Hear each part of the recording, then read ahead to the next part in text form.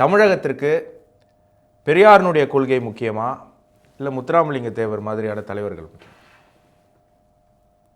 அப்படி நிறைய பேர் தலைவராக வரலாம். அதாவது வந்து ஏவங்க ரெண்டு பேருன்னு சொல்லிடுறேன். ஒருத்தர் ஆன்மீகத்தை கடுமையாக எதிர்த்தவர், இந்து மதத்தை கடுமையாக விமர்சனம் பண்ணவர். ஒருத்தர் ஒரு ஸ்டான்ச் சனாதனவாதி.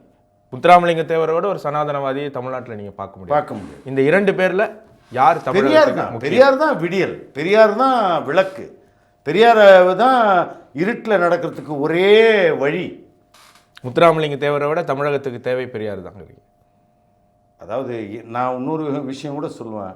ஏன் வந்து அம்பேத்கர் அவர்களை விட, அதாவது சீமான் சொல்றாரு, அம்பேத்கராவது மகாராஷ்டிராவில் பிறந்தவர் சார், இவர் தமிழ்நாட்டில். அதே இல்லை ஏன் அவர் ஒரு தலைவராக இருக்கலாம், அவர் ஒரு கருத்துக்களை சொல்லியிருக்கலாம்.